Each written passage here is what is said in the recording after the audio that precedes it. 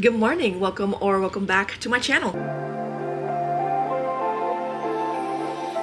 My name is Nani, and today I'm going to be going through my 2024 TBR. Big disclaimer though, I am not a huge TBR person. I am a mood reader through and through. I try to do TBRs and I do them just to kind of keep the focus on the books that I really want to get through for the month or for the year. There are times where I don't read any of those books on that monthly TBR and I just read other books that I'm more in the mood for. But I did want to compile a list of books that I wanted to read in the year of 2024 because there are so many great new releases coming out and there are still some books on my TBR that I would like to read and get through. Just wanted to compile a list and let's just talk about them. So we're going to start strong with The Graham Effect by Elle Kennedy. This is one of my most anticipated reads. This book is about Garrett and Hannah's daughter, and Garrett and Hannah are the first couple in the Off-Campus series. The book is called The Deal. I feel like there's a little bit of similarities between The Graham Effect and The Deal because in The Graham Effect they also strike a deal. Gigi has a goal of like improving her hockey game, and she also wants to step out of her father's shadow and just make a name for herself basically. And then we have Luke Ryder, which he is having some trouble with the team that he got on. I think he's like the captain or the co-captain, so he's trying to figure out how to manage that and run that. Plus he's also trying to win a summer spot position that's going to be run by Garrett Graham, which is Gigi's dad. So they're going to be working together and obviously they're going to fall in love, so I'm really excited for that. And I'm also really excited to see other characters in the Off-Campus series pop up on this one because I've heard that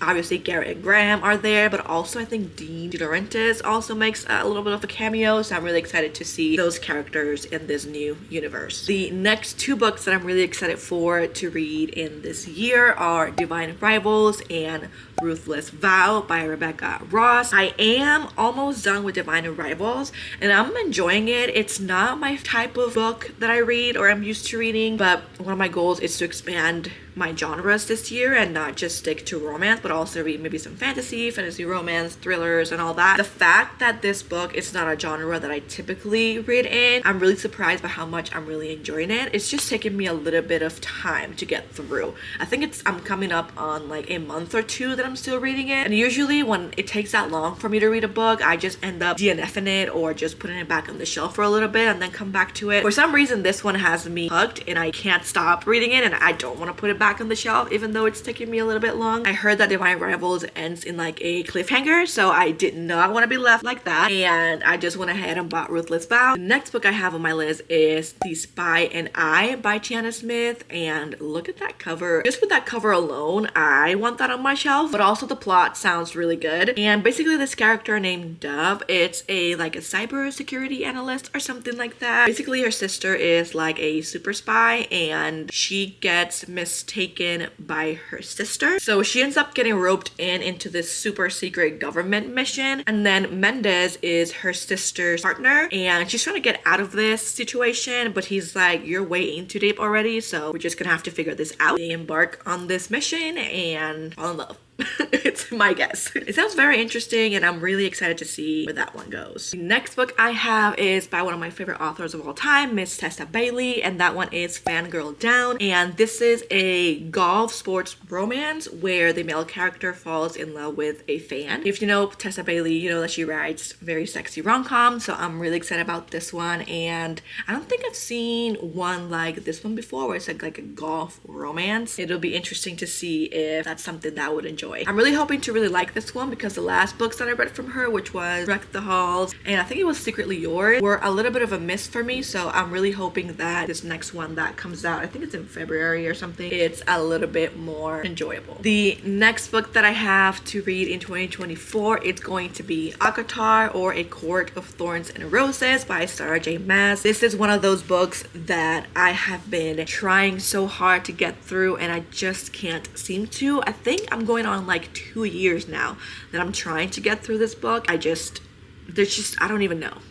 I don't even know, to be honest. Maybe it's because I'm not a fantasy reader, but I've also heard that this series or this book is good for people that want to start reading some fantasy. I just don't get it. I'm really hoping that it's one of those books where it just needs to be picked up at the right time, because I keep seeing videos of like people talking about the book and they seem so passionate, and most of them also say that the first book can be a little bit slow at the beginning, but once you get through that 60% mark kind of, that's when people are really starting to get hooked. So I'm really hoping that 2024 is the year that I get through the ACOTAR book first. I'm really not sure if I'm going to read the whole series, but I really want to get through the first book and kind of make that decision for myself. The next book I have on my list is Happily Never After by Lynn Painter, and I've actually never read a book by Lynn Painter before, but I've heard many great things about her writing, so I'm really excited to start getting into some Lynn Painter books. Give me some recommendations of some of her books that you think might be good to start with. This one is about a woman named Sophie, and she finds out that her fiance cheated on her literally right before getting married, and she's desperate to call things off, obviously, but I believe her dad's boss is her fiance's dad, so obviously she doesn't want to hinder that relationship. She just kind of goes with it and hires a professional objector. So basically he objects at her wedding, and obviously Sophie doesn't end up getting married, and then I think they just start going to weddings and objecting and saving people from bad marriages or whatnot, and in that journey they end up falling in love, and it just sounds kind of fun and something very different, again, that I haven't heard before.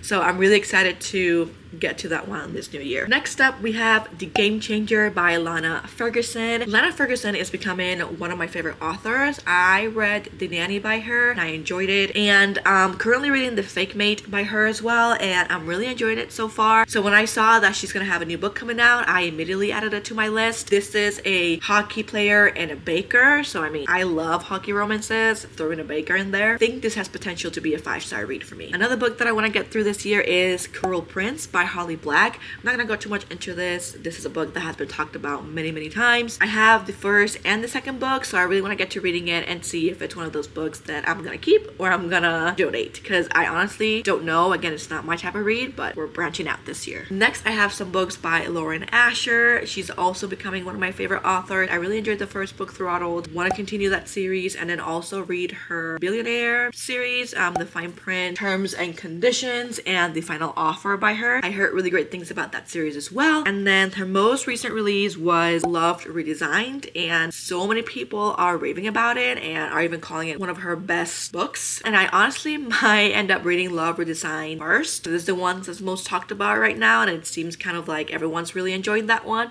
So I think I'm gonna read that one first, but I really want to get through her other series as well. The next few books I'm gonna be talking about are basically series that I want to get through in the year of 2024. One of them is a pretty hefty series. That series is the Addicted series by Krista and Becca Ritchie. I've read the first book, really enjoyed it, and I kind of just left it there. I never picked it up, but I do have the second book, Ricochet. I want to see if I can get through it this year, and not just Ricochet, but like the whole series.